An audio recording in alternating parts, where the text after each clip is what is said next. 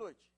Aprovada em novembro do ano passado, entrou em vigor no último dia 16 de maio a Lei de Acesso à Informação. A nova lei garante a qualquer cidadão o acesso a documentos e informações de órgãos públicos de qualquer poder, executivo, legislativo, judiciário e dos níveis de governo da União, estados, municípios e Distrito Federal. A obrigação atinge também empresas estatais e autarquias. Para atender a essa nova exigência, a lei determina que os órgãos públicos criem serviços de informações ao cidadão, os SICs. Eles vão funcionar como centros de atendimento e devem orientar os interessados sobre o acesso às informações, como, por exemplo, gastos, tramitação de documentos e processos de licitações. Além disso, a lei estabelece que os dados sobre a administração pública, estrutura organizacional, endereços e telefones sejam divulgados na internet de maneira clara e objetiva. O Brasilianas.org de hoje discute a Lei de Acesso à Informação. Vamos entender como ela funciona, como está a sua implementação e vamos também falar de outros mecanismos que ajudam a promover a transparência pública e a combater a corrupção. Para debater esse assunto, recebemos em nosso estúdio em São Paulo o ouvidor do Tribunal de Contas da União, Eduardo Dualib Murici, e o coordenador de projetos de acesso à informação da ONG Artigo 19, Arthur Massuda. E do nosso estúdio em Brasília, o ministro-chefe da Controladoria Geral da União, Jorge Agi. E contamos também com a participação da jornalista Priscila de Paula. Lembrando que o programa de hoje é ao vivo e você pode enviar perguntas acessando o www.brasilianas.org. Eu queria ver primeiro, boa noite, ministro Agi. Eu queria primeiro que o senhor desse uma panorâmica aí, uma visão geral de como que vai funcionar essa nova lei, ministro.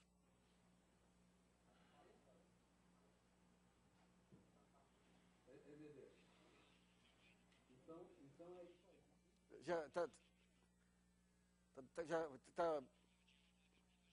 Tá bom, nós tivemos um pequeno problema de áudio, daqui a pouco a gente volta. Eu vou perguntar então ao Eduardo Dualib Murici, que é do Tribunal de Contas da União, como que a lei funciona e quais os avanços em relação aos instrumentos que o tribunal já dispõe de informações dos diversos órgãos públicos. Nassif, boa noite Brasil. Eu gostaria primeiro de dizer da minha satisfação, da minha honra mesmo de estar aqui participando desse programa de tamanha envergadura para debater um assunto da mais alta importância para a sociedade brasileira. Eu quero dizer que essa lei, Nassif, ela abre um caminho para a sociedade que jamais teve. É um direito, ela concede ao cidadão um direito de acesso amplo às informações produzidas pelo Estado, pelos seus organismos, pelos seus entes públicos, de forma ampla e restrita, de forma ágil, né? sem se questionar o motivo porque o cidadão está querendo aquela informação. Ele está querendo a informação, basta ele se identificar, né? Então essa lei abre uma perspectiva muito grande para a sociedade brasileira, para participar conosco, construir conosco um Brasil melhor, melhorando as instituições públicas, na medida em que ela pode cobrar dos estados, dos organismos estatais, melhorias, apontar deficiências, né? E sugerir, inclusive, melhorias, oportunidade de melhorias. E cobrar, de fato, dos órgãos, né, a sua atuação, procedimentos mais corretos, né? O cidadão que está lá na ponta, que está lá verificando aonde o dinheiro está chegando, da forma que o dinheiro está chegando, e que às vezes não chega, ele é o destinatário das políticas públicas, e o dinheiro chega muitas vezes enviesado quando chega. E ele será, certamente, os olhos e os ouvidos dos poderes públicos através dessa lei de acesso à informação. Eu queria, com a Arthur Massuda, primeiro que você explicasse o que é a ONG Artigo 19 e em que essa lei vai mudar a forma de atuação da ONG. Perfeito. A Artigo 19 é uma organização de direitos humanos fundada em Londres, cujo nome vem do artigo 19 da Declaração Universal de Direitos Humanos, que fala sobre liberdade de expressão. E já na declaração, o direito de liberdade de expressão está associado ao direito à informação. Então, e mundialmente, a Artigo 19 ela trabalha para promover leis de acesso à informação, adaptar as leis de acesso à informação às melhores práticas de padrões internacionais e padrões internacionais de direitos humanos. E aqui no Brasil, a Artigo 19 contribuiu, inclusive, tentando adaptar fazendo recomendações na Câmara dos Deputados para que essa lei tivesse mais de acordo com os padrões internacionais. Se você fosse comparar aí, em que nível que está essa lei comparando com outros países? É uma lei bem avançada, tem poucas leis que são tão abrangentes, né, que incluem até estatais, autarquias, todos os poderes. Então, é uma das leis mais abrangentes, mais modernas do mundo, porque ela também conta muito com a divulgação na internet. Então, e a divulgação também em dados abertos. Então, são grandes avanços, são importantíssimos. E lembrando, a questão da informação, o direito à informação é para quê? Para a gente poder se apropriar da democracia, né? Para a gente poder saber o que os governantes, o que as autoridades estão fazendo em nosso nome e mostrar nossa opinião e interferir nisso. Então, esse é o grande impacto dessa lei. Também. Bom, voltamos a Brasília agora com o ministro Jorge Arges. Boa noite, ministro. Ministro, eu queria que o senhor, nessa sua primeira intervenção, desse um apanhado... Está conseguindo ouvir já, não? Ministro, está conseguindo ouvir, não? Eu acho que não está ouvindo ainda.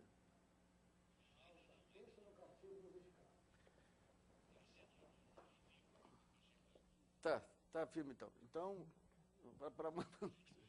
estamos mantendo a nossa escrita aqui de começar o programa sem eu vou voltar ao Eduardo Dualib. Eduardo, se fosse pegar, porque hoje a gente já tem um conjunto de informações disponibilizada, o Tribunal de Contas tem acesso a muitas informações. Essa lei amplia também o escopo de informações que o Tribunal de Contas passa a ter acesso, não? Sim, amplia de forma considerável, porque antes o tribunal divulgava muito mais por um voluntarismo, a não ser aquelas informações que a lei de responsabilidade fiscal exige, mas são informações muito técnicas, estruturadas, que para a sociedade talvez não tenha tanto valor. Para os organismos técnicos que trabalham com informação contábil, com informação de orçamento, tem certa validade, mas para o povo em geral, Nassif, essa lei abre uma oportunidade, um leque de opções muito grande. Eu vou fazer uma pergunta até em relação a uma experiência que teve no Tribunal de Contas de São Paulo. Isso aí, no final dos anos 90, com a internet, houve uma proposta até de pegar todos os dados de municípios e colocar na internet para poder premiar aquelas prefeituras que tivessem um procedimento financeiro melhor, que são às vezes punidas porque tem menos obras aí. E havia muita dificuldade porque o auditor do Tribunal de Contas tinha essa visão contábil. Então, muito da informação tem que ter isso que o senhor coloca aí, de ter uma linguagem próxima ao do cidadão comum. O tribunal tem essa preocupação? Tem. Nós estamos, através da nossa ouvidoria, a nossa ouvidoria foi criada em 2004. Então, nós já temos uma experiência longa de prestar informação ao cidadão. Não é de agora que a gente vinha prestando informação ao cidadão com essa preocupação de um linguajar de acesso fácil, sabe? Chegar ao cidadão de forma fácil, traduzindo os nossos relatórios técnicos, os nossos resultados de investigações e levando para o cidadão de um linguajar muito mais simples, muito mais acessível para o cidadão. Então, essa lei vem ainda ampliar ainda mais isso, Nassif. Essa é de uma extrema valiosidade, isso para nós. Sabe? Certo. Boa noite, ministro Arges. Boa noite, ministro Arges. Ah, tá. Agora estou ouvindo. Boa noite, Nassif. Bom, agora sintonizamos aí. Muito obrigado por sua presença aí no programa Brasilianas. Eu queria que na sua primeira intervenção o senhor desse um apanhado, digamos, sobre o escopo dessa lei e quais são aqueles indicadores que vão ser disponibilizados que o senhor considera mais relevantes para acompanhamento da opinião pública. Pois não, Nassif. A primeira coisa a ser esclarecida em relação a essa lei é que há duas espécies de transparência que são tratadas na lei e o decreto define isso de forma ainda mais detalhada. Uma coisa é a transparência que nós chamamos de transparência ativa, ou seja, aquelas informações que os órgãos públicos devem disponibilizar para o cidadão nos seus sites, independentemente de pedido. Não precisa esperar a solicitação. São aquele mínimo de informações estabelecidas que cada órgão tem que disponibilizar. Por exemplo, a estrutura e funções do órgão, os nomes das autoridades, a forma de contactar o órgão, os seus contratos, as suas licitações, os editais de licitação, o resultado das licitações, os convênios celebrados, as despesas, tudo isso, cada órgão, a partir de agora, tem que divulgar no seu site. Outra coisa é a transparência que nós chamamos passiva, isto é, mediante solicitação. Aí sim, é algo novo para nós. A ativa não é novidade, porque desde 2004 que a CGU já tem o portal da transparência, que divulga até amanhã, até a noite de hoje, todas as despesas feitas até a noite de hoje, estão amanhã cedo divulgadas no portal da transparência, de todos os órgãos do governo federal. Ou seja, é uma das referências internacionais em matéria de transparência ativa, é o governo federal brasileiro. Agora, a diferença é que isso vai ser no site de cada órgão em detalhe maior. Agora, a transparência passiva, que é de fato algo novo no Brasil. Nós tivemos que organizar o serviço de informação ao cidadão em cada um dos órgãos federais, em cada ministério, em cada autarquia, em cada fundação pública, em cada empresa estatal. Este serviço de informação ao cidadão pode atender o cidadão de forma física, presencial. O cidadão vai lá, tem o balcão de atendimento com servidores, com computadores, ou então via internet. Ele faz o pedido pelo sistema, é o e-SIC, que é o sistema eletrônico do SIC, coordenado e monitorado por nós na controladoria, através do qual nós acompanhamos todos os pedidos de informação que entram a cada dia. Eu posso lhe dar a informação que hoje, até às 19 horas, já tínhamos recebido no sistema 7.445 pedidos, sendo que praticamente 50% já foram respondidos. E desses respondidos, mais de 80% foram atendidos. Essa é a parte efetivamente nova que o Brasil não tinha e que nós tivemos que correr aí nesses 6 meses que tivemos entre a promulgação da lei e a sua entrada em vigor para preparar a administração pública. Treinamos mais de 600 servidores, distribuímos em todos os órgãos federais, preparamos o sistema e, felizmente, graças a Deus, tudo está funcionando muito bem desde o dia 16 de maio. Eu queria perguntar para o Arthur Massuda, aquele negócio, os dados em si, eles têm que ter alguma sistematização para poder ser compreendidos. Você acha que, em geral, digamos, a interpretação dos dados vem através da mídia e hoje blogs e redes sociais. Você acha que a mídia e, de uma maneira geral, os sites e blogs, eles estão aparelhados para ter uma interpretação técnica desses dados? Olha, o jornalismo de dados é ainda uma coisa que está começando aqui no Brasil, né?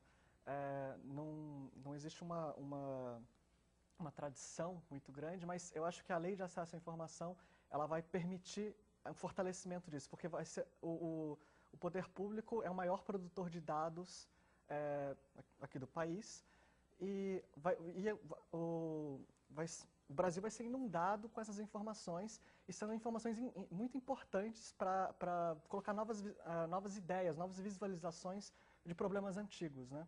Então, isso é uma grande vantagem da Lei de Acesso à Informação. Ela promove, ela dá condições de que qualquer pessoa pegue os dados e coloque a sua veja a interpretação de uma forma diferente, de uma forma diferenciada, que possa contribuir melhor trabalhando esses dados, né? Mas isso é necessário uma formação, é necessário um preparo do jornalista, do blogueiro, do comunicador em geral, né? Isso é um desafio, mas é um desafio, acho que só veio para fortalecer realmente a democracia e a liberdade de expressão no Brasil. Então, o Eduardo do Oliva, ele falou dessa questão de que vão haver mais olhos aí para ajudar a fiscalização. Hoje em dia, o Tribunal de Contas, ele se baseia também em informações do público nas suas fiscalizações? Ah, sim. Nassif, diariamente agora nós recebemos solicitações de informações sobre as nossas avaliações, críticas, né, aos organismos, ao funcionamento dos organismos, aos procedimentos e principalmente comunicação de irregularidades ocorridas nos mais rincões desse país, sabe, Nassif? Eu, como um caboclo lá criado lá nas barrancas do Rio Araguaia, eu me entusiasmo quando eu vejo hoje essa lei em funcionamento, porque eu sei o tanto que a sociedade mais distante, esse povo distante do poder central, que não tinha esse canal de acesso, ele para chegar o prefeito é tudo trancado, é tudo hermeticamente fechado, eles controlam tudo, controlam os vereadores que seriam um canal de acesso, de fiscalização dos poderes municipais, isso tudo é travado e o cidadão lá não tem esse acesso. E esse canal de acesso agora com o poder central, de onde se decide as políticas públicas, é de uma enorme vantagem, é de uma enorme perspectiva de melhoria do Estado brasileiro. Pô, então, eu queria ver como o ministro age. Quer dizer, essa lei, ela pega todos os entes aí, estados, União, município, mas nós estamos num ambiente federativo, né? Quem que vai exigir dos municípios, das autarquias municipais e estaduais, esse cumprimento da lei e de que maneira que está sendo implementada naquelas instâncias fora da área federal, ministro? O que eu posso lhe dizer é que quem vai fazer isso são vocês, da imprensa, que vão intermediar aí o que a opinião pública vai cobrar. Na verdade, nós da CGU só temos atribuição para monitorar e cobrar da administração pública federal, que já não é pouca coisa, né? Uma administração federal das dimensões da brasileira, um país continental como o nosso, e ainda temos que dar contas daquilo que é repassado em recursos para ONGs, porque nessa parte das atividades custeadas com recursos públicos, até as ONGs têm também responsabilidade de divulgação, a nossa tarefa já está de bom tamanho, digamos assim. Agora, os municípios, os estados, como você bem disse, né, no sistema federativo, eles são autônomos, eles não podem sofrer interferência nossa. Do mesmo modo, os outros poderes da República. A nossa ação se circunscreve ao Poder Executivo. Agora, eu queria aproveitar, Nassif, para também salientar o ponto anterior que você colocou, sobre as diferentes formas de interação com o cidadão, porque isso é que é fundamental. Veja, o nosso portal da transparência, quando nós começamos com ele em 2004, nós tivemos 280 mil visitas no ano, o primeiro ano completo, que foi o ano 2005. Hoje nós temos 350 mil por mês, 3 milhões e 300 por ano. Isso significa o quê? Que no início era o jornalista investigativo, era o membro do Ministério Público, era a ONG de fiscalização, era o político de oposição que estava frequentando o portal. Porque 285 mil no ano, eu acho que esse tipo de público dá conta. Agora, 3 milhões e 300 por ano, eu acredito que é o cidadão que já está usando, que já se acostumou, que é o nosso usuário hoje. Também nós desenvolvemos um sistema push, através do qual quem quer se cadastrar passa a receber no seu e-mail pessoal a informação de cada real que é repassado por convênio para a sua cidade, para poder daí cobrar do prefeito. Também desenvolvemos, nessa interação com o cidadão, através de cursos presenciais e à distância, treinamento, orientação sobre como o cidadão pode participar. São inúmeras formas para ampliar esse diálogo e essa interação, porque não adianta você só dizer a cidadania deve fiscalizar o poder público. Você tem que dar a informação de um lado e a orientação de como trabalhar de outro. E o grande passo que essa lei está dando agora nessa direção, além de tudo que já tínhamos, é orientar para que, cada vez mais, os dados colocados nos sites, no portal da transparência, nas páginas dos ministérios, estejam no formato de dados abertos, ou seja, dado que o usuário pode pegar, manusear, cruzar, analisar da forma que ele quiser, e não apenas da forma que é oferecida. Esse eu acho que é um aspecto que pouca gente tem percebido, que está no decreto e que vai ser implementado. Ministro, só para ficar claro, então, um cidadão que quiser começar a trabalhar esses dados, indo no portal de transparência, tem um curso online lá que ensina como usar os dados, é isso?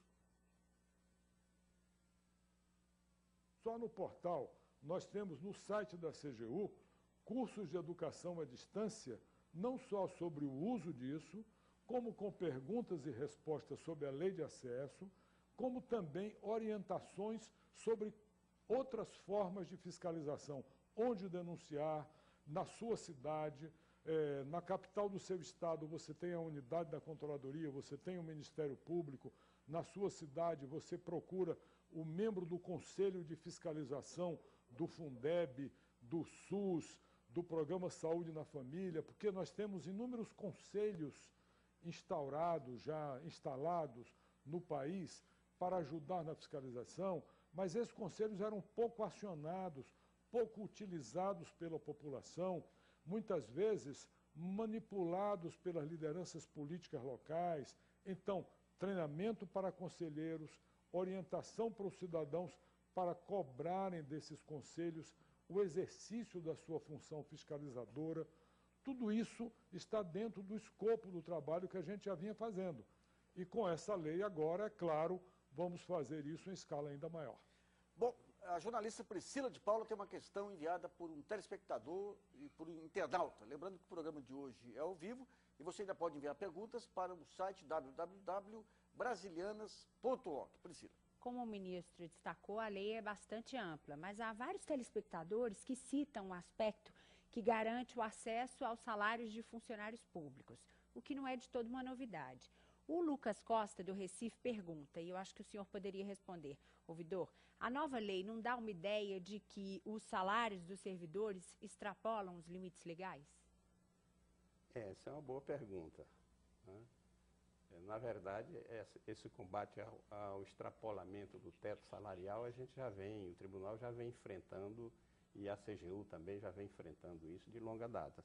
Ainda temos problemas localizados, com liminares, que ainda extrapolam esse teto, mas a regra hoje não é essa. No próprio Supremo Tribunal Federal, esses limites são observados, no TCU é observado esse teto, então nós não temos servidores lá que extrapolam o teto.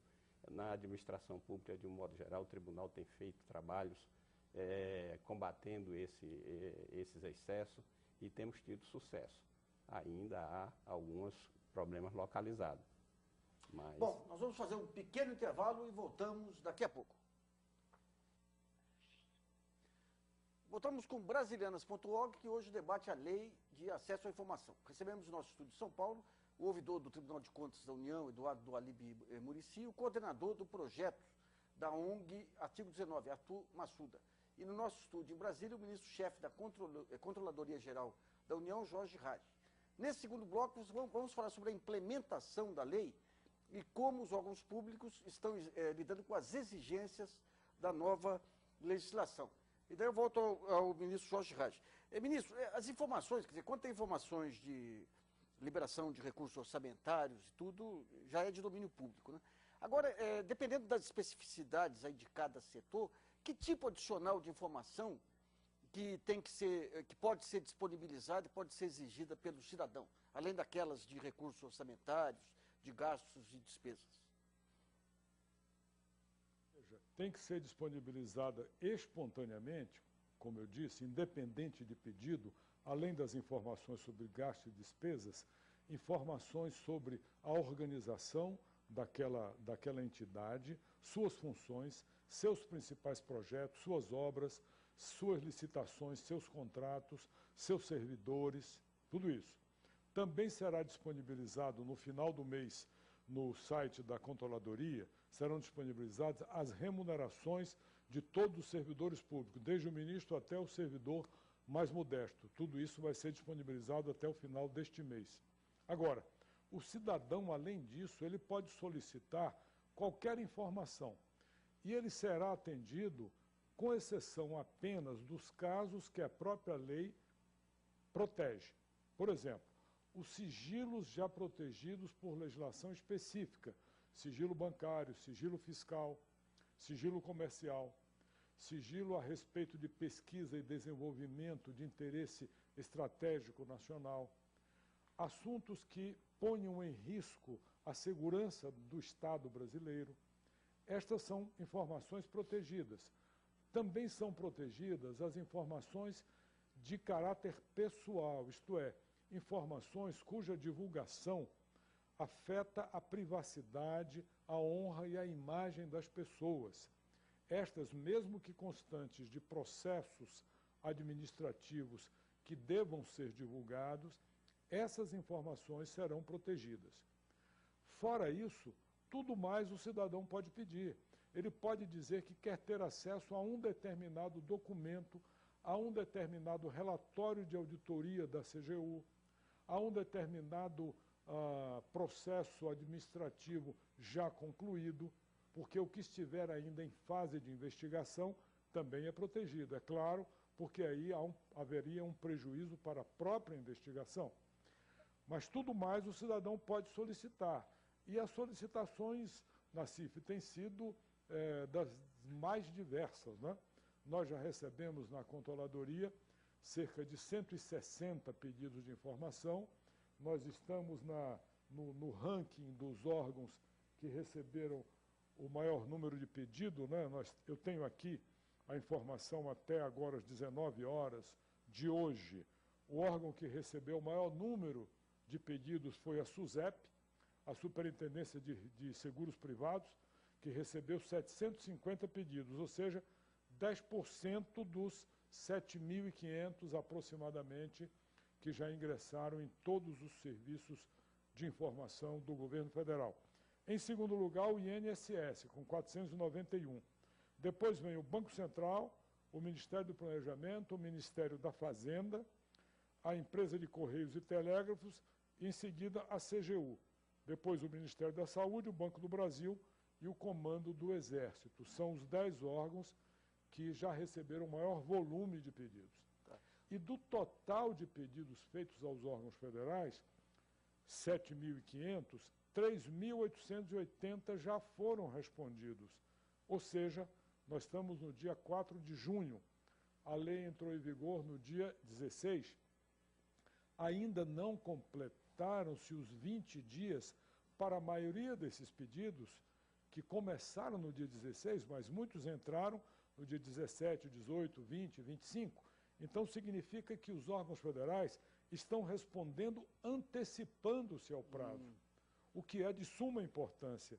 E mais importante ainda, que desses 3.800 respondidos, 3.445 foram respondidos positivamente, isto é, a informação não foi negada, o que significa que os cidadãos estão sendo atendidos na grande maioria dos seus pedidos. Ô, ministro, tem algumas matérias que já tem, que nem o senhor mesmo informou, já são matéria de lei em termos de sigilo. Algumas questões de segurança nacional, diplomacia, tecnologia. Agora, por exemplo, tem muitas estatais que atuam no mercado, têm informações comerciais que precisam ser mantidas em sigilo. E tem outros tipos de informação que não estão detalhadas em lei.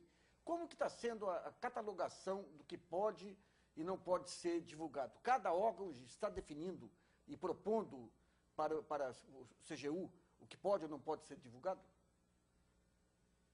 Não, isso fica na atribuição de cada órgão. A interpretação, por exemplo, que uma empresa estatal dará a esta norma que diz que ela pode preservar as informações que envolvam a sua competitividade, a sua atuação no mercado, isto é um assunto que a própria estatal é o juiz disso. E o órgão que tem atuação mais próximo disso no governo e que estabelece determinados padrões do que é divulgável ou não nesse campo, por exemplo, do mercado de capitais, a CVM. A CVM tem uma interferência nisso. Nós da CGU não deveremos entrar no mérito do ajuizamento por uma empresa estatal a respeito do prejuízo para a sua atuação no mercado sob a divulgação de uma dada informação. Este tipo de recurso em última análise, na administração, será da alçada, a instância recursal para isso, será a comissão mista de ministros, que é a comissão que, em última instância, no Poder Executivo, decidirá. E é claro que, fora disso, o cidadão poderá sempre dirigir-se ao Poder Judiciário, se ele não aceitar a negativa da administração. O que a lei prevê é que as estatais que têm atuação no mercado, ou seja, não é qualquer estatal, podem e devem proteger as informações cuja divulgação as poria em risco quanto à sua atuação concorrencial. Certo. Eu queria ver com o Eduardo Alib, do TCU. O ministro Raj, ele colocou essa questão de que os inquéritos só devem ser divulgados depois de terminado, preservando aí os direitos das pessoas investigadas. Mas o que a gente vê hoje é uma torrente de divulgações meio clandestinas, às vezes até de relatórios parciais. Como que vocês, no TCU, trabalham essa questão do sigilo dos relatórios, dos inquéritos, até que se chegue ao final? Certo, Nassif. Boa pergunta. O tratamento que será dado no âmbito do tribunal, nas investigações, é que durante a investigação, essas informações terão que ser protegidas e a lei assegura isso, justamente para não comprometer o resultado das investigações. Passado a investigação, as unidades técnicas concluindo os trabalhos de investigação, seja de auditoria, de diligência, de qualquer processo fiscalizatório, essas informações terão parecer da unidade técnica e serão encaminhadas ao ministro relator. O ministro relator é quem tem a competência para deliberar se prestará aquela informação. Se o cidadão pedir uma informação nessa fase após a auditoria concluída, fica a critério do relator, analisando o pedido, analisando o risco de prosseguir, se tiver alguma outra, dado que ele queira abordar ou fiscalizar ou complementar aquela fiscalização, ele terá a faculdade de oferecer a informação ao cidadão. Hoje, um cidadão que for até o site do Tribunal de Contas, que tipo de detalhamento de informação que ele consegue lá? Olha, no nosso site ele já tem a execução orçamentária e financeira do tribunal, né? Ou seja, os dados relativos às suas funções, às suas atribuições, os seus gastos do dia a dia da máquina do tribunal, né? Os processos julgados que estão abertos também já são informações que estarão disponibilizadas ao cidadão. Os processos encerrados também, mas que o cidadão tiver interesse, esses dados também estarão disponíveis. A nossa área de tecnologia da informação está a cada dia trabalhando para agregar mais informação, ou seja, aquela informação que o ministro disse, a transparência ativa, ou seja, as informações que o órgão já possui, serão na medida das disponibilidades de equipamento, porque tem que ajustar sistemas, tem que agregar software para poder fornecer informação aberta do jeito que o cidadão quer. Isso está sendo trabalhado para que essas informações sejam todas divulgadas. Tá. Eu queria voltar ao ministro Raj aí com uma dúvida a partir de um ponto que você levantou, Eduardo. Por exemplo, o INSS ele tem um volume de informações históricas aí, de ações que já transitaram em julgado, ações de perdão de dívida, assim, de décadas aí. Como que esse histórico, e muito em papel, grande parte em papel, o que está sendo pensado, ministro, para a inclusão desses históricos em bases de dados eletrônicas? Veja, aí você toca num ponto importante, Nassif, que é o problema da mudança de patamar, né? Além da mudança de cultura em que esta lei implica, né? Nós temos 500 anos de cultura de absoluta opacidade, né? Administração opaca, e agora, para se caminhar para a transparência, para essa radicalização da transparência que essa lei realmente propõe, é claro que isso não vai ocorrer no estalar de dedos. Claro, os sistemas estão montados, tudo começou a funcionar muito bem no próprio dia 16. Agora, isso é uma coisa. Outra coisa é a administração conseguir recuperar os 500 anos, digamos, de administração opaca, de absoluta despreocupação com a disponibilização de dados, absoluta despreocupação com a própria organização dos seus arquivos, inclusive recuando para épocas anteriores aos sistemas eletrônicos, ao computador e à internet. Então, é natural que se vai ter um período de transição em que não será fácil.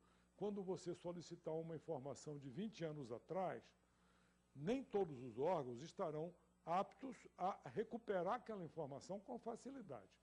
Não tenha dúvida nenhuma que vai haver um tempo, e é absolutamente razoável isso, em que os órgãos vão precisar organizar suas informações, seus documentos, seus arquivos, acumulados aí por décadas, se não séculos, em alguns casos.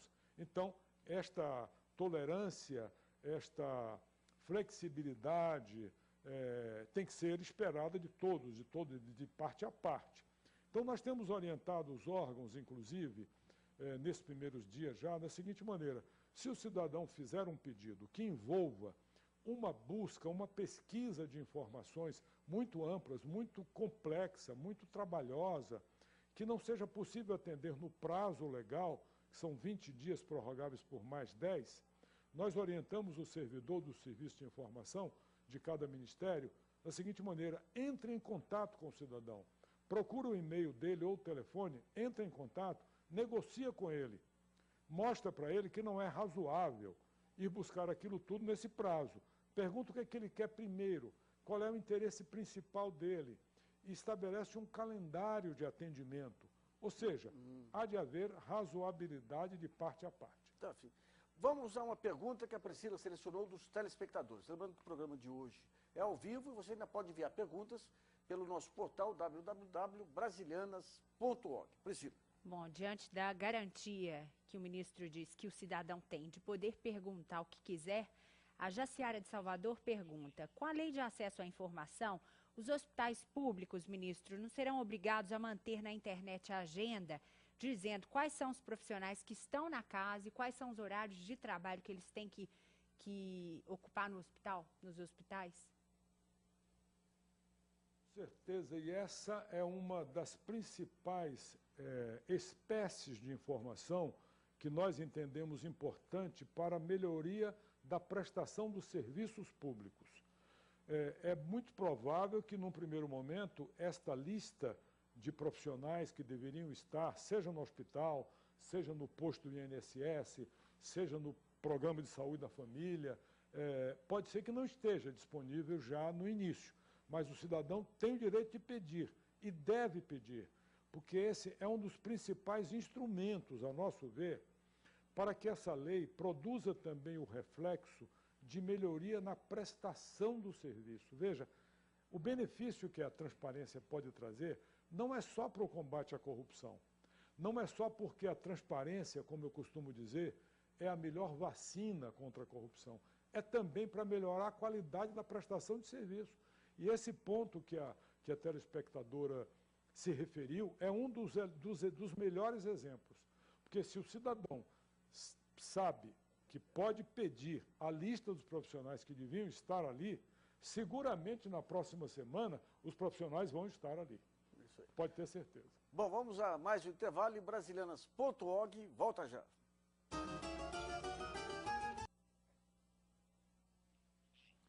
Brasilianas.org está de volta. O tema hoje é a Lei de Acesso à Informação. Contamos com a participação em São Paulo do ouvidor do Tribunal de Contas da União, Eduardo Alibi Murici, e do coordenador da ONG Artigo 19, Arthur Massuda. E em Brasília, o ministro-chefe da Controladoria Geral da União, Jorge Raj. Nesse último bloco do programa, vamos debater maneiras de promover transparência pública e de combater a corrupção. E daí eu vou perguntar ao Arthur Massuda, que tem experiência aí com estudar legislações e práticas de outros países. Arthur, aqui a informação ela tem um componente político. Você pode usar a informação, pegar, por exemplo, um sujeito que acabou de sair da cadeia, que vem com uma denúncia em relação ao órgão público sem pé nem cabeça, e se transformar em escândalo. A Inglaterra tem uma tradição lá dos tabloides e tudo, e aqui nós temos também presunção da inocência, um conjunto de valores jurídicos civilizatórios que, digamos, ainda não foram sedimentados aqui no show da mídia. Como que a Inglaterra trabalha essa questão dessa montanha de informações? Bem, a lei inglesa, assim como a lei, por exemplo, mexicana, ela traz um comissário de informação, um instituto especializado, uma agência especializada para trabalhar a questão do acesso à informação, né? Uma agência do setor privado? Não, governo. Do governo. É do governamental. O comissário de informação, ele seria uma combinação da CGU aqui no Brasil com a comissão mista de reavaliação de informações que vai ser formada pelos ministros. São agências, e isso acontece também no IFAI no México.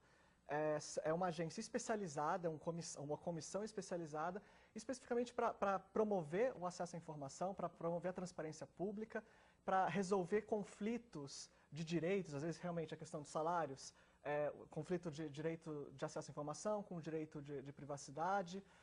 São mecanismos, as escolhas legislativas desses países permitiu uma concentração das decisões de acesso à informação, né? Eu acho que aqui no Brasil, enquanto a gente escolheu pelos poderes, cada poder, o poder executivo vai ter decisões sobre conflito de direitos. O legislativo vai ter outras decisões, o judiciário vai ter outras decisões. Isso pode acabar tendo decisões diferentes. E qual vai ser a política brasileira de acesso à informação? Isso pode ser um problema, né? Essa é a vantagem de ter um órgão específico para tratar o acesso à informação e para promover, né? Ele é um órgão tanto que promove campanhas junto à imprensa, promove treinamentos de servidores públicos. É isso que eu queria ver com o ministro Jorge Reis. Veja só, ministro, à medida em que os primeiros bancos de dados foram disponibilizados na internet, já surgiram algumas ONGs trabalhando esses bancos de dados. Nós temos hoje um processo de vazamento de informações, dossiês, dos quais o grande editor Carlinhos Cachoeira acabou se tornando uma agência de notícias, que mostra que um uso muito destrambelhado da informação. Por exemplo, quando pega obras do PAC, você tem 3 formas de avaliação, se o PAC está indo bem, se está indo mal. De alguma forma, como que o governo está vendo essa questão do uso político da informação e como trazer uma informação que seja, uma interpretação que seja efetivamente técnica.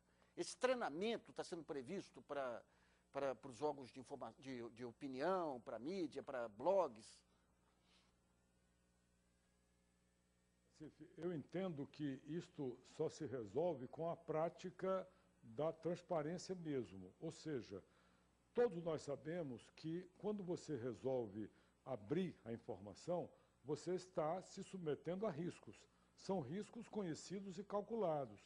Um dos riscos é exatamente a manipulação mal intencionada da informação, o uso político-partidário da informação de modo distorcido. Mas esse é o preço da liberdade de informação. Este risco, em outra escala, sempre se corre em qualquer país que adota a liberdade de imprensa como uma das suas máximas fundamentais, pilares fundamentais da sua vida democrática. Então, é claro que é possível manipular a informação e utilizá-la de modo indevido, mas eu não conheço remédio nenhum para isso, porque a censura, o condicionamento, obviamente não resolvem coisa nenhuma. Então, eu entendo que abrindo a informação cada vez mais, de modo a que cada cidadão, ideal, né? O ideal, cada cidadão possa individualmente ter acesso e ele próprio tirar suas conclusões, é o melhor antídoto para a manipulação que possa ser feita por determinados veículos intermediadores da informação. A internet, por exemplo, já é um grande avanço nesse sentido, porque se um determinado órgão de imprensa pretender manipular uma informação, nós colocamos essa informação no site, colocamos no portal, a internet inteira pode multiplicá-la, nós usamos já também as redes sociais, Twitter e tudo mais que está aí a cada dia mais disponível. Eu não conheço outra forma. Então, o remédio para isso, a meu ver, é mais transparência. Então, ministro, mas uma maneira, digamos, de aprimorar isso seria treinamentos, não só para blogs, sites, mas para os próprios jornalistas e para a sociedade civil, para novas ONGs que pudessem surgir, para entender tecnicamente o que é um orçamento, o que é um empenho. Que você se refere, estou inteiramente de acordo, eu assino embaixo. Quanto a isso, não tenha dúvida nenhuma. O esclarecimento dos jornalistas investigativos ou não, o esclarecimento de todos os que podem ser intermediadores de informação para que compreendam aquilo, aí sem a menor dúvida, isso é de fundamental importância. Eu costumo dizer, inclusive, para o pessoal da controladoria, eu costumo fazer uma comparação. Você sabe que eu fui juiz, né? Eu sou juiz aposentado. Quando eu ainda estava na judicatura, nós tomamos uma iniciativa junto com a minha associação de magistrados aqui do Distrito Federal, que era seminários de direito para jornalistas. Eu entendo que deve-se fazer isso também em outras matérias, em matéria de controle, em matéria de orçamento, em matéria de auditoria. Porque muitas vezes nós temos dificuldade para explicar o que é que aquilo significa. E volta e meia saem informações distorcidas. Hoje mesmo eu li num determinado jornal, seguramente não foi com nenhuma má intenção, mas é questão só de compreender isso e usar os conceitos corretos. Saiu uma informação dizendo que a controladoria havia encontrado superfaturamento em 90 contratos. Bom, eu fui verificar lá quando cheguei na controladoria, hoje pela manhã, não se trata de superfaturamento em 40 contratos da empresa Delta. O que nós divulgamos foi que fizemos auditoria em 90 contratos e em muitos deles havia vários tipos de irregularidade, dentre elas superfaturamento. Não havia superfaturamento em 90 contratos. Mas esse é um tipo de equívoco que acontece com frequência. Como acontece, por exemplo, misturarem-se processos disciplinares com auditoria e fiscalização. Ora, auditoria e fiscalização é um processo que pode gerar um processo disciplinar que resulte na demissão de um funcionário, a partir de um dado encontrado pela auditoria. Mas são duas coisas distintas, são duas áreas distintas da CGU. Uma é a auditoria, que é feita pela Secretaria de Controle, e outra é a correição, processo disciplinar, que é feito pela Corregedoria. Então, o esclarecimento disso, do mesmo modo que a tradução das informações naquilo que nós chamamos de linguagem cidadã, é uma preocupação permanente nossa. E aí eu concordo inteiramente com a sua proposta. Bom, vamos a outra pergunta selecionada pela jornalista Priscila de Paula. Priscila. Nós recebemos perguntas de vários estados que não poderão ser contemplados por causa do tempo. Acho que essa daqui é uma boa pergunta para encerrar a participação dos telespectadores, do Jefferson Damer, de Florianópolis, ouvidor. Ele diz: quando um órgão se negar a fornecer as informações, a quem o cidadão deve recorrer?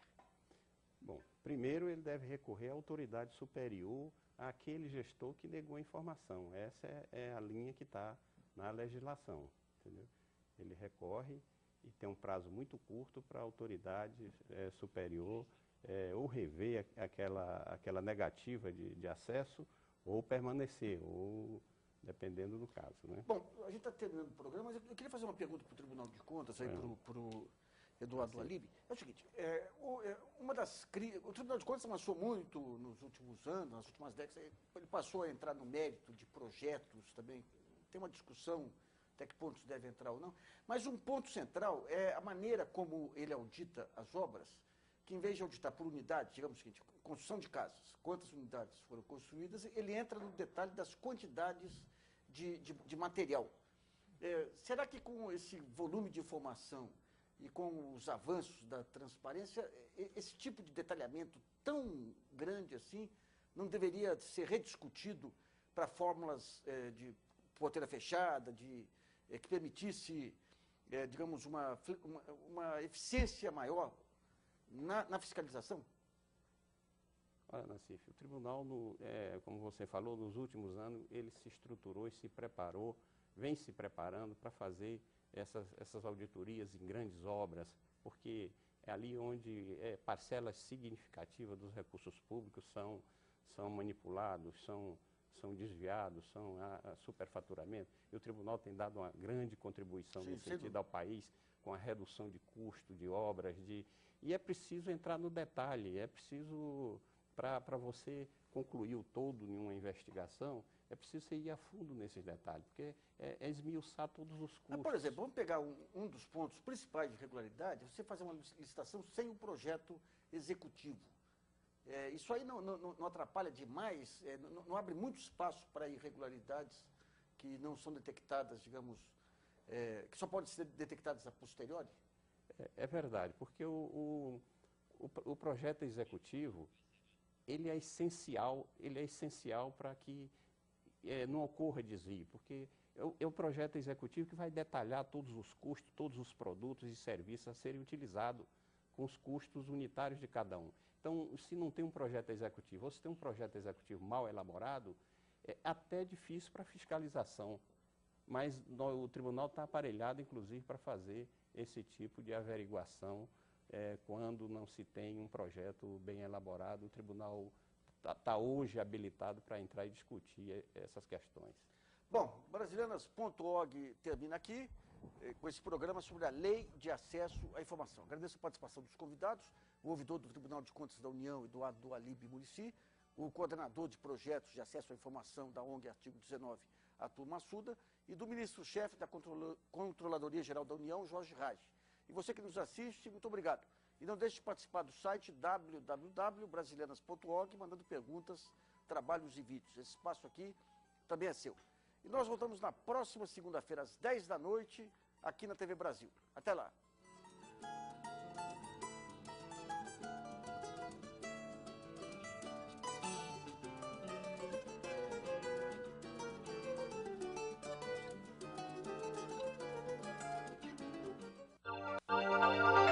A seguir, roda.